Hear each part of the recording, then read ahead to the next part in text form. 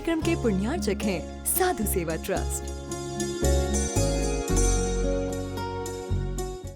सभी गुरु भक्तों का एक ही प्रण, साधु सेवा और समर्पण। इसी भाव एवं भावना के साथ कार्य कर रहा है साधु सेवा ट्रस्ट। हम जानते हैं हमारे गुरुओं ने हमें इतना सब कुछ दिया, परंतु हमने अपने गुरुओं के लिए क्या किया, ये सवाल जरूर उठता है। देश के कई ऐसे प्रांत हैं जहां पर दिगंबर मुनियों को विहार करने में बहुत कठिनाई आती है। चौके वाले न मिलने पर विहार के दौरान आहार की व्यवस्था भी नहीं बन पाती। कई गांव व शहर आज भी ऐसे हैं जहां साधु संतों के चातुर्मास नहीं हुए हैं। इन सब को देखते हुए श्री साधु सेवा ट्रस्ट का उदय हुआ, जिससे दिगंबर मुनियों के आहार, विहार, प्रवास आदि की व्यवस्था को सुचारू रूप से बनाया जा सके, जिसके माध्यम से हमारा समाज, धर्म, संस्कृति सब सुरक्षित रह सकते हैं। क्यों न हम भी अपनी चंचला लक्ष्मी का सदुपयोग करें एवं अपने सच्चे गुरुओं की रक्षार्थ हेतु आगे आएं। योजना: परम संरक्षक 1,11,111 रुपए, वरिष्ठ संरक्षक 51,151 रुपए, संरक्षक 31,131 रुपए, आजीवन सदस्य 21,121 रुपए, सदस्य 11,111 रुपए, आजीवन मासिक दान दातार 500 रुपए।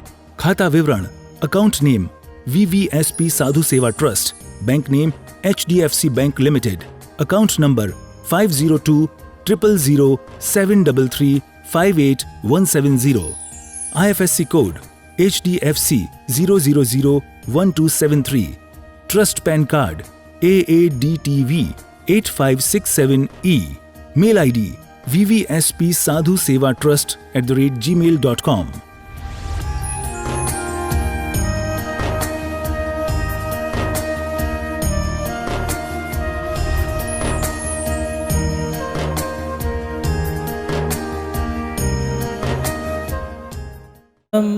नमो सिद्धाणं नमो आयरीयाणं नमो वज्रायाणं नमो लोये सव्वसाहुणं जीवमजीवं दव्वं जिन्वरवसेन जननी दिठं देविन्दविन्दवन्दं वन्दे तं सर्वदा शिरसा। जय बोलिए अंतिम तीर्थंकर विनायक श्री महावीर भगवान की, परम पूजनीय आचार्य भगवान गुरुदेव श्री वसुनंदी जी मुनिराज की, अहिंसा में विश्व धर्म की। जय बोलो परम पूज्य 108 मुनि श्री सिद्धानंद पवित्रानंद जी महाराज की, समस्त मुनि संघ की, 3,9 करोड़ मुनि राजों की जय। आत्म कल्याण के इच्छुक सभी धर्म प्रेमी पुण्यात्मा एवं महानुभाव, संसार में प्रत्येक जीव अपने जीवन में सुख दुख और दुख सुख ये देखता रहता है, और प्रत्येक जीव के जीवन में ये सुख दुख लगे रहते हैं। बस अंतर इतना है, किसी के जीवन में सुख दुख है तो किसी के जीवन में दुख सुख है। और सब व्यक्ति अपने जीवन में इनसे दुखी भी हैं और इनसे सुखी भी हैं। किसी के पास सुख अच्छा है तो किसी के पास दुख ज़्यादा है। कोई सामग्री विशेष के माध्यम से अपना जीवन जी रहा है, किसी के पास सब कुछ है लेकिन किसी के पास कुछ नहीं है। किसी के पास अच्छी संतान का सुख है तो किसी के पास संतान ही नहीं है। किसी के पास धन दौलत खूब सारी है तो कोई गरीब है। सबके जीवन में दुख सुख लग रहे हैं। और कोई व्यक्ति हर संपत्ति से सहित है लेकिन एक दिन दिवाला निकल गया है, अब दुखी है। कोई धन से सुखी है तो कोई तन से दुखी है। तन से भी अलग अलग प्रकार से दुखी हैं। गरीब व्यक्ति है, छोटा व्यक्ति है तो उसको छोटी बीमारियां हैं, किसी को कफ की नज़ले की बीमारियां हैं। कोई मिडिल क्लास का है तो उसे बीपी है, शुगर है। अलग अलग बीमारियां अलग अलग व्यक्ति को है। और छोटे लोग कहते हैं कि बड़ी बीमारियां तो बड़े लोगों को होती है, जैसे कैंसर है, ट्यूमर है, बाईपास सर्जरी हो चुकी है। छोटे से व्यक्ति को बस एक छोटी सी बीमारी है। और वो बीमारियां भी ऐसी ऐसी हैं हमारे जीवन में कि वो बीमारियां नष्ट भी नहीं हो सकती है। जैसे ज़िंदगी भर हमें अब शुगर रहेगी, नहीं जा सकती। पाइल्स की बीमारी हो गई है, अब कभी भी समाप्त नहीं होगी। हमें कोलेस्ट्रॉल की बीमारी है, वो अब कभी ख़त्म नहीं होगा। हम घी नहीं खा सकते, चिकनी सामग्री नहीं खा सकते हैं। बाईपास सर्जरी हो गई है, ये भी एक ऐसी बीमारी है कि नसें ब्लॉक हो गई हैं, उसके माध्यम से सर्जरी हो गई है। और अब हम ज़्यादा तेज़ दौड़ नहीं सकते, हम ज़्यादा भाग नहीं सकते हैं, तो ज़्यादा चल नहीं सकते हैं, उठने बैठने में भी जल्दबाजी नहीं कर सकते। कारण क्योंकि बीमारी हमारे जीवन में एक अभिशाप बन करके हमें लग चुकी है। और आज के समय में, विशेष तौर से आज के समय में, हर व्यक्ति इन बीमारियों से दुखी है। और सवाल उस समय ये खड़ा होता है कि हम अपने जीवन में इन बीमारियों से कैसे छुटकारा पाएँ। ये बीमारियाँ होती क्यों हैं, किस कारण से बीमारियाँ होती हैं, हम ये नहीं जान पाते। दुख और सुख तो सबके लगे रहते हैं। गरीबी का दुख सहना आसान है, लेकिन ये अस्वस्थता, ये रोग जो हमें हो रहे हैं, ये तिल तिल करके हमें जो मार रहे हैं। इसलिए हमारे आचार्यों ने कहा है कि पहला सुख निरोगी काया। अगर हमारा शरीर सुंदर है, हष्ट पुष्ट है और हमारा शरीर रोगों से मुक्त है, तो वो शरीर उत्तम माना गया है। ऐसे महापुरुषों के साथ ही होता है। और आज के समय में संसार का प्रत्येक व्यक्ति कोई ना कोई विशेष नहीं तो छोटी से छोटी बीमारी लगी है और उन बीमारियों से जूझ रहा है। जितना हम होटलों में नहीं घूमते हैं, उससे ज़्यादा हमें हॉस्पिटलों में जाना पड़ता है। जितना पैसा हम अपने ऊपर नहीं खर्च कर पाते, उससे कई लाख गुना पैसा हमें बीमारियों पे खर्च करना पड़ रहा है। हम हॉस्पिटल क्यों जाते हैं, हमें बीमारियां क्यों होती हैं? हाँ, हमारा जितना पैसा है वो सब आज अपने भाई बहन से ज़्यादा, अपने रिश्ते, कुटुंब, परिवार से ज़्यादा हमारा निकटवर्ती जो व्यक्ति है वो है डॉक्टर। और हमारी थाली में जितनी सामग्री है, उन सामग्रियों के बीच में हमने एक पार्ट अलग से बना दिया, एक भाग, एक क्षेत्र ऐसा बना दिया जहाँ पर दवाई रखी जाएंगी। बिना दवाई के हम जी नहीं सकते। किसी को बीपी की गोली खानी पड़ेगी, ज़िंदगी भर थायराइड की गोली खानी पड़ेगी, शुगर ख़त्म नहीं हो रही है, चिंता बढ़ती जा रही है और शुगर बढ़ती जा रही है। जैसे ही शुगर थोड़ी कंट्रोल होती है, मन करता है कुछ अच्छे से खा लें, और जैसे ही खाया तो पता लगा वो बीमारी तो और बढ़ गई है। दुखी हैं, हर व्यक्ति किसी ना किसी चीज़ से दुखी है। किसी का पैर काम नहीं करता है, किसी के घुटने काम नहीं करते हैं, तो किसी की रीढ़ की हड्डी खराब हो गई है। डॉक्टर तो बस एक ही बात कहते हैं, ऑपरेशन बस। और ऑपरेशन के माध्यम से हमारा खर्चा हमें मिल जाएगा। वो अपनी कमाई कर रहे हैं। लोगों की ज़ुबान पे एक ही बात है कि ये डॉक्टर नहीं है, ये तो कसाई हैं जो हमें लूटते जा रहे हैं। और फिर उस समय ये सवाल खड़ा होता है कि इन बीमारियों से छुटकारा कैसे मिले और ये बीमारियां हमें क्यों होती हैं। ये बात जब सामने वाले से कहते हैं तो वो कहता है तुम्हारे पाप कर्म का उदय है। लेकिन इतना कह करके हमारी जिज्ञासाएं शांत नहीं होती हैं। पाप कर्म तो लगा रहता है, बचपन से लेकर के बुढ़ापे तक। जवानी में भी हमें कर्म लगे हैं, उन कर्मों ने हमें चोट भी मारी है, ठोकर भी मारी है। लेकिन ये कर्म कौन सा है?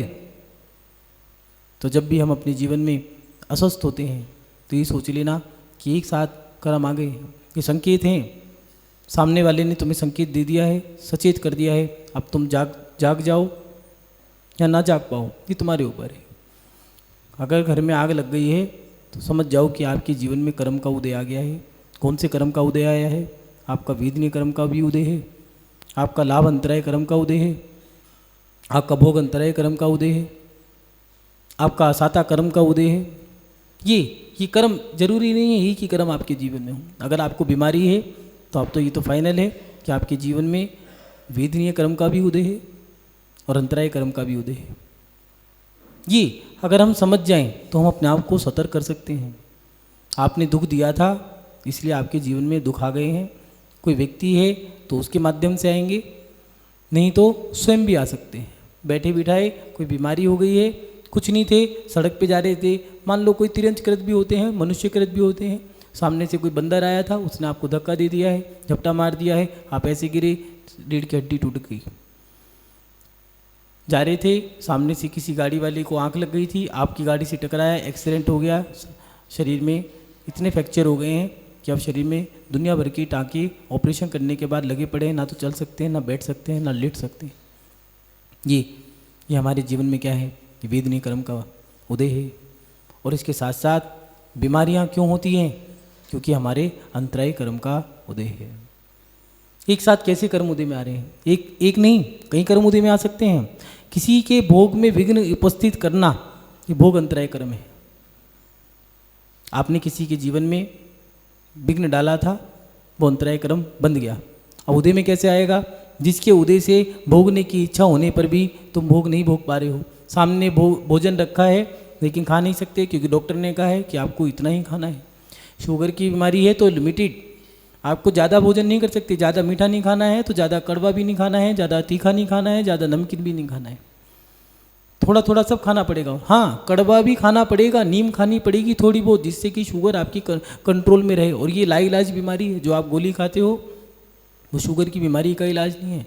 वो आपके अंदर की जो हड्डियां हैं, उन हड्डियों को विटामिन प्रोटीन देने के, क्योंकि शुगर एक शरीर की एक, इसको मधुमेह कहते हैं। ये बीमारी शरीर का एक दीमक है, एक ऐसा रोग है जो दीमक की तरह शरीर की हड्डियों को धीरे धीरे खोखला कर देती है। शरीर तो जो का तो है, जैसे लकड़ी का दरवाज़ा जो का तो खड़ा है लेकिन अंदर से पोला है, दीमक खा गई है। ऐसे ही हमारे जीवन में है, शुगर लग गई है, शरीर में अब इतनी जान नहीं है कि हम ज़्यादा चल भी लें, खोखला होता जा रहा है। एक गोली माने शरीर के अंदर वो जो विटामिन प्रोटीन हमारे को शरीर के अंदर कैल्शियम इत्यादि की जो पूर्ति कर रहा है, वो गोली, बीमारी नहीं गई है। अब तो ज़िंदगी भर खानी पड़ेगी, और उसके लिए आपको वो गोली खानी है, भोजन ज़्यादा नहीं खाना है, बढ़ जाएगी घट जाएगी। ये क्या है? भोग अंतराय कर्म का उदय है। चाह करके भी, इच्छा तो है लेकिन भोग नहीं भोग पा रहे हो। क्यों? क्योंकि वो कर्म आपका उदय में है, साथ चल रहा है। दो कर्म एक साथ, भोग अंतराय कर्म उदय में है, इच्छा होने पे भी भोग नहीं पा रहे। और दूसरा वेदनीय कर्म उदय में है कि वो तड़पा रहा है, पीड़ा है इस बात की कि वो ऐसी पीड़ा है कि शरीर में कीड़ों की तरह, जैसे एक इंजेक्शन चुभाते हो ऐसा दर्द होता है। और एक नहीं, हजारों इंजेक्शन। कीमोथेरेपी क्या है? हजारों बिच्छुओं के डंक एक साथ जो लगते हैं नरक में, ऐसे ही वो कीमोथेरेपी, जिससे कि कैंसर जिनको हो गया है वो जानते हैं इस बात को कि कीमोथेरेपी में क्या है। ऐसी ही थेरेपी है, ऐसा इलाज है कि एक बार जब लगते हैं तो ऐसा लगता है जैसे कि हजारों इंजेक्शन एक साथ चुबा दिए गए हों। रो रहे हैं, चिल्ला रहे हैं, बिलख रहे हैं, कोई बात नहीं, बिलखते रहो, दर्द दिया था, दर्द तो मिलेगा। वेदनीय कर्म का उदय है। दवाइयाँ खानी है, चीज़ खा नहीं सकते हो, भोग अंतराय कर्म का भी उदय है। ये हमारे जीवन में लग रहा है। कैसे कर्म बांध लेते हैं एक बार समझें। बहुत सरलता से हम कर्म बांध लेते हैं। जब भी याद रखना, तुम्हारे पास सामग्रियाँ हैं और तुम्हारा पुण्य का उदय है, उस समय तुम बच के रहना। जिस समय तुम्हारे पास मकान, दुकान, धन दौलत, ऐशो आराम, बेटे बेटियां सब कुछ है, उस समय सावधान रहना। क्यों? क्योंकि पुण्य के उदय में पाप ज़्यादा होते हैं। आप लोग पढ़ते हो ना, दुख से घबराओ ना ही मेरे साथी, जीवन में मानव का श्रृंगार है, ये जीवन में मानव का श्रृंगार है। सुख में व्यसन प्रमाद भरे, दुख पापों से करता खबरदार है, दुख पापों से करता खबरदार है। सुख में मंदिर आने का मन नहीं करता है, दुकान पे ग्राहकी ज़्यादा है, जो गरीब है वो चप्पलें घिस गई हैं उसकी, मंदिर आ की गोला चढ़ा चढ़ा करके पैसे खर्च हो रहे हैं। शादी नहीं हो रही थी तो मंदिर में बैठे रहते थे, गुरुओं के चरणों में बैठे रहते थे। शादी हो गई, बच्चे हो गए तो अब कहाँ हैं? देख लें, अपने आप को टटोल लें कि जब हम कुछ नहीं थे तब हम कैसे थे, और आज हमारे पास सब कुछ है, आज हम कैसे हैं? विचार करें। जब हम गरीब थे, हम पे पहनने की चप्पल भी नहीं थी, तो मंदिर में धोख लगाया करते थे पौड़ी पे भी। आज हम सेठ बन गए हैं, आज हम सर्राफा बन गए हैं, तो आज हमारे पास मंदिर आने का समय भी नहीं है। साधु नगर में आने से पहले 10 किलोमीटर पहुंच जाया करते थे कि भैया हमारे पाप कर्म का उदय है, उनकी सेवा करके पुण्य बढ़ा लें। अब पुण्य का उदय आ गया है कि आपके पास मकान है, दुकान है, सब कुछ है, लेकिन अब आप एहसान फरामोश हो गए हैं कि आप दुकान भी नहीं छोड़ सकते। ये वो पुण्य आपको मदहोशी की तरफ ले जाता जा रहा है। हम कैसे कर्म बांध लेते हैं अपने जीवन में? उस समय हमें याद नहीं आता। उस समय तो हमें बस टाइम देख रहे हैं, घड़ी है, दुकान पे बैठना है जाकर के। माँ कह रही है बेटा समय दे देना, हाँ दे दूंगा, लेकिन समय नहीं है। बुला रही है, समय नहीं है। जब समय था, जब हम कुछ नहीं थे, माँ के पास बैठा करते थे, माँ और बताओ हमारे लायक कुछ सेवा हो तो। शब्द देखो कैसे बदल गए हैं। ये पुण्य बड़ा बदमाश है। और हम उस समय में कैसे अनजानता में, अज्ञानता में या फिर जानबूझ के भी कर्म बांध लेते हैं। और वो कर्म उदय में कैसे आता है। एक जंगल की घटना है। क्या हुआ है, एक गीदड़ ने बुगले से कहा, सुनो, गीदड़ और बुगला दोनों एक कैटेगरी के हैं। बाहर से बहुत अच्छा दिखता है ये। कौन? बुगला, साफ सुथरा सफ़ेद श्वेत रंग का, और ऐसा एक टांग पे खड़ा होकर ऐसे बैठ जाता है, बहुत अच्छा लगता है।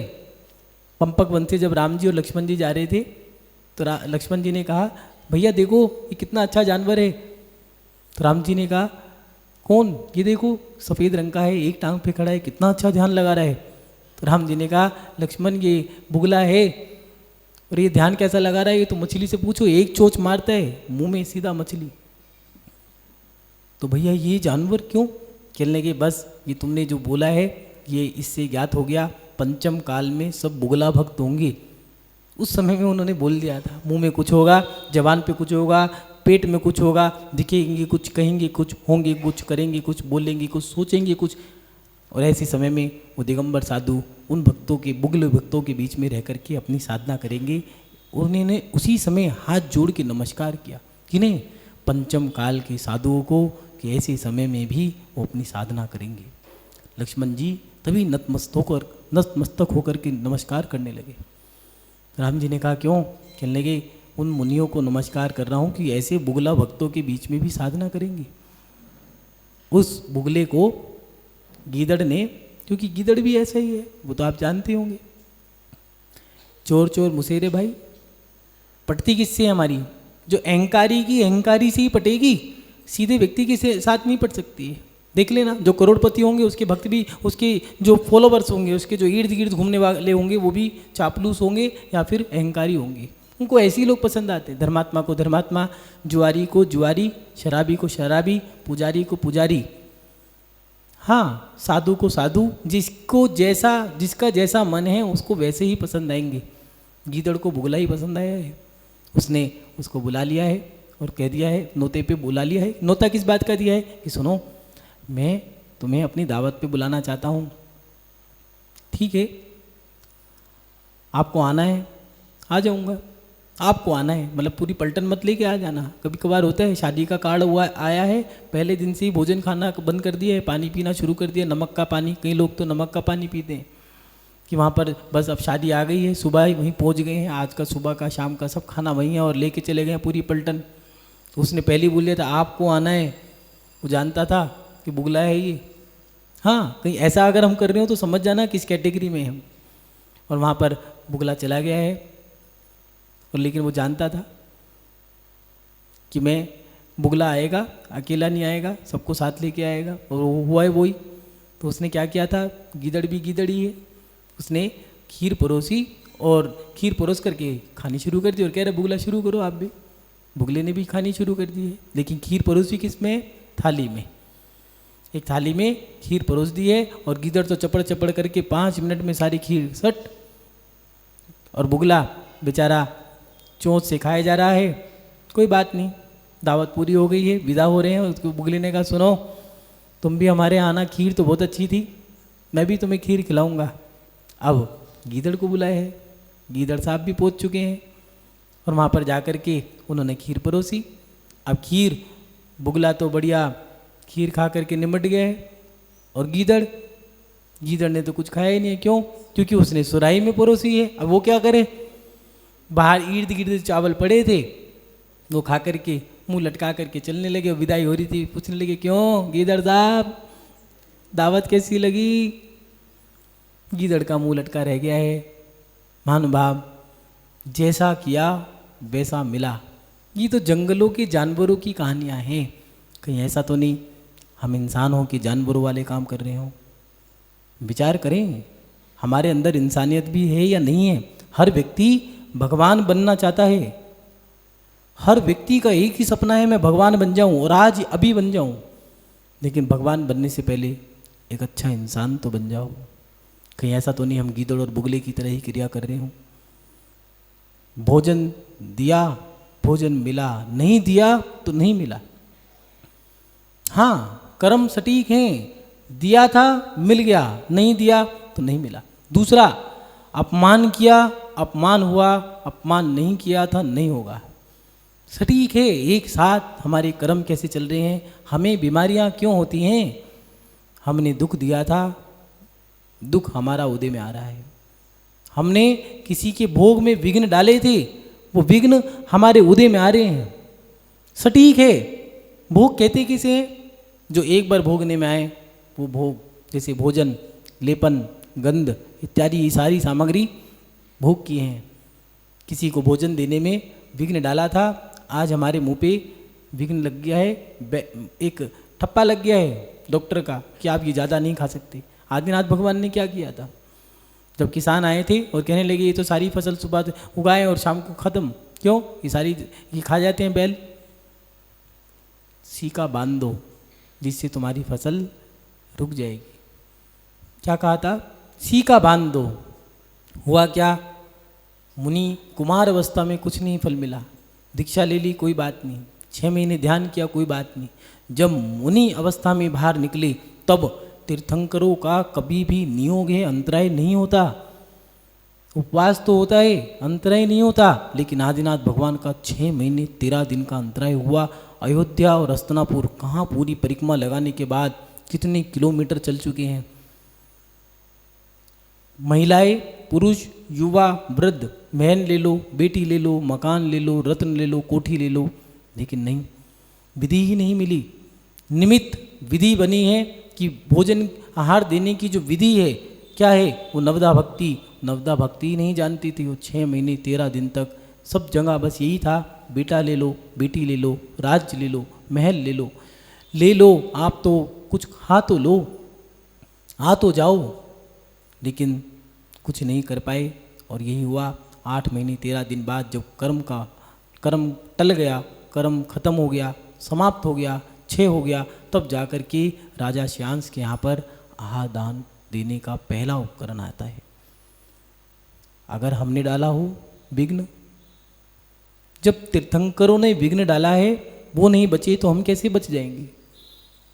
और चक्रवर्ती देखो सटीक है। भरत चक्रवर्ती भरतेश्वरी वैभव में लिखा है, भरत चक्रवर्ती कहता है कि 6 खंड का राज्य मेरे पास है, 14 रत्न हैं, 96,000 रानी हैं, 32,000 मुकुटबद्ध राजा हैं, इतना वैभव है कि मैं गिना नहीं सकता। और मैं 6 खंड का राजा होने के बाद भी चक्रवर्ती पद का प्राप्त करने वाला मैं, हजारों देवी देवता मेरी रक्षा करते हैं, सोधर्मेंद्र भी किंकर है मेरे सामने। और ऐसा मैं चक्रवर्ती 3 लोक का जितना वैभव मेरे पास है ऐसा किसी के पास नहीं है। और भरत चक्रवर्ती होने के बाद भी भगवान की करपात्र में मैं 3 अंजलि गन्ने का रस, क्या भाव होगा? आज क्या रेट है, उस समय क्या होगा फोकट में। और वो तो राजा है, सब कुछ ही उसका है, लेकिन 3 अंजलि गन्ने का रस, इच्छुक रस दे नहीं पाया। तब कहने लगा, हे भगवान, ये हाथ, वो लिखा है उसमें, कहता है ये हाथ नहीं, मुझे आज सांप के फंड नजर आते हैं। क्या करूं इस संपत्ति का कि मैं कर पात्र में 3 अंजलि इच्छुक रस नहीं दे पाया। और वो राजा मेरा अधीनस्थ, वो राजा 3 अंजलि रस दे गया। ऐसे हमारे साथ हो रहा है। भोग तो हम चाहते हैं, लेकिन भोग की सामग्री दी है या नहीं दी है? पहले बुजुर्ग घर में जब भोजन बनता था तो कह रखा था बहुओं से, शादी होती थी तो कह देती थी बहू, सास बहू से कि सुनो, रसोई देने की क्रिया होती है शादी के बाद, उसमें निक किया जाता है कि आज से रसोई तुम्हें सौंपी जाती है। जानते हो ये क्रिया बहुत बड़ी है जो आज तुम बिल्कुल चोरी चुपके से कर लेते हो, जिसमें कुछ करते ही नहीं हो। जबकि अगर ये महाराष्ट्र और कर्नाटक साइड जाओगे तो बहुत बड़े स्केल पे की जाती है। क्यों? क्योंकि अब तुम्हारे हाथ में हम रसोई नहीं धर्म दे रहे हैं, चौका कहते हैं जिसको। और पहले ही कह दिया करती थी सास, सुनो चौका तो बनाना, लेकिन चूल्हा जलाने से पहले ये सोच लेना कि 1 थाली ज़्यादा बनना है, कभी कम ना पड़े, याद रखना बस। वो आप लोग कहते भी हैं, जैसी नियत वैसी बरकत। और रिजल्ट देखो, उनके भंडार भरे रहते थे, कोई भी साधु आता था द्वार से खाली नहीं जाता था। आज अपनी स्थिति देखो, महिला पहले ही पूछ लेती हैं पतियों से, हाँ कितनी रोटी खाओगे, 2 या 3? तो उन्होंने कहा 4, ठीक है 4 ही बनेंगी। अब शाम को मान लो उस दिन ट्रक आ गया, गाड़ी आ गई, लोडिंग उतारना ज़्यादा रह गया तो भूख ज़्यादा लगी आई, उनने कहा एक रोटी और है क्या, 4 बोली थी 4 ही मिलेगी, 5वीं कैसे मांग ली तुमने, अब बाहर जाके खा लो, यहाँ नहीं है। और रिजल्ट देख लो क्या है। पहले के घर भरे रहते थे, भंडार भरे रहते थे, लड्डू, मटरी, नमक पारे, खस्ता और कचौड़ी, नहीं तो बर्फ़ी, ये 5 चीज़ें होती थी। कोई भिखारी भी आ जाए तो उसको उसकी थाली में कटोरे में दे दिया करते थे। आज देख लें हमारे घर में क्या है, भंडार भरे हैं या खाली हैं। रिजल्ट हमारे सामने है। भोग दिया था, भोग मिला, नहीं दिया तो कुछ नहीं मिला है। अंतराय डाला था तो उससे हमें रोग और लग गए हैं। आज हर व्यक्ति दुखी है, ऐसी ऐसी बीमारियां हैं। 8 साल का बच्चा है, 12 साल का बच्चा है, एक 12 साल की लड़की जिसको पाइल्स है, 8 साल की लड़की जिसको 750 शुगर है, इंजेक्शन लेती है शुगर की। हाँ, जो सुनने में नहीं आता था, 45 साल का लड़का जिसका लीवर खराब हो चुका है, 50 साल का व्यक्ति जिसको डॉक्टरों ने कह दिया है आपको कैंसर है, आधा तो वो सुनते ही मर गया है, आधा तो सुनते ही मर गया है और अब तड़प तड़प के मर रहा है। ये क्या है? ये हमारे भोग अंतराय। हमने भोग तो चाह रहे हैं, लेकिन भोग दिए भी हैं या नहीं दिए? उन बुजुर्गों ने कितना दिया है, उसके माध्यम से उन्हें मिला भी है। हमने कितना दिया? श्री कृष्ण जी की पटरानियाँ थी 8 और रानियाँ थी कितनी? 16,000 रानियाँ थी, 8 पटरानियाँ थी, 2,000 रानियों पे 1 पटरानियाँ होती हैं। और आज अपन लोगों की कैसी भावना है? महानुभाव, हमें बीमारियाँ क्यों होती हैं? किसी के भोग में विघ्न डालने से हमें ये बीमारियाँ होती हैं। हमें दुख जो होता है वो बीमारियों का जो दुख है, किसी के भोग में विघ्न डाला था, उससे जो उसे पीड़ा हुई, इसलिए हमारा कर्म बन गया वेदनी। अब वेदनीय कर्म हमारा उदय में है। और दूसरा, हमने विघ्न डाला था तो हमें बीमारियां हो गई हैं। दोनों कर्म एक साथ उदय में आए हैं। अब इसका क्षय कैसे करें? तो उसके लिए दिया है, लोगों को भोग की सामग्री देने से वे विघ्न अंतराय टल जाएगा। जैसे आहार दान उत्तम मध्यम पात्र जो दिए हैं, उत्तम मुनि महाराज, मध्यम मुनि आरिका शावक शाविकाएँ जो हैं, और जघन्य में साधर्मी भाई बंधु, ये उनको दान देना और उसके बाद में जीव दया के कार्य, इनके माध्यम से हमारी ये बीमारियाँ। इसलिए आप किसी भी, चाहे सनातन धर्म में जाओ, जैन धर्म में जाओ, सब मुनि महाराज आपको यही कहेंगे दान दो। और वहाँ पर जाओगे सनातन धर्म में, वो कहेंगे गायों को चारा डालो, मछलियों को, चींटियों को आटा डालो, पक्षियों को दाना डालो, कुत्ते को रोटी खिलाओ। क्यों? जिसके माध्यम से आप जीव दया के काम करोगे। आपने दया के काम किए, उनको लाभ पहुँचाया, आपको लाभ हो जाएगा, कर्म टल जाएगा। महानुभाव, इसलिए बीमारी के समय में डॉक्टर या फिर पंडित, मौलवी बाबा, तांत्रिक मांत्रिक, ज्योतिषी सब यही बताते हैं, इनके माध्यम से हमारा कर्म टूट सकता है। आप सभी लोग अपने जीवन में किसी के भोग में विघ्न ना डालें, जिससे कि आपका विघ्न कर्म ना बंधे, आपको बीमारियां ना हो। और दूसरी बात, अगर बीमारियां हैं तो लग जाओ किसमें? अच्छे काम करने में लग जाओ, जिससे कि आपका कर्म टल सके। महानुभाव, हम तो ये भावना भाते हैं कि आप अपने जीवन में अपनी आत्मा का कल्याण कर सकें, आपको किसी भी प्रकार की बीमारी ना हो। और अगर बीमारियां हैं तो आपके जीवन में पाप कर्म का उदय है, वो भी अंतराय कर्म का, उसमें भी भोग अंतराय कर्म का उदय है। आप अपने जीवन में अच्छे से भोग भोगें, थोड़ा कर लो, ईमानदारी से जी लो। क्या करोगे छल कपट करके? मरना तो सबको है, कोई साथ लेके नहीं जाएगा। थोड़ा कर लो, आनंद से जी लो। अपने जीवन में कर्म ऐसे ना बांधो जिससे आप सड़ के मरो, बीमारियों के साथ मरो। महानुभाव, अच्छे जीवन को, अपने जीवन को अच्छे से जिए, जिससे आप लोगों का कल्याण हो, शुभ हो, मंगल हो। यही भावना भाते हुए अपनी सब श्रृंखला को विराम देता हूँ। जय बोलिए परम पूजनीय आचार्य भगवान गुरुदेव श्री बसवनंदी जी मुनिराज की जय। अहिंसामय विश्व धर्म की। इस कार्यक्रम के पुण्यार्चक थे साधु सेवा ट्रस्ट।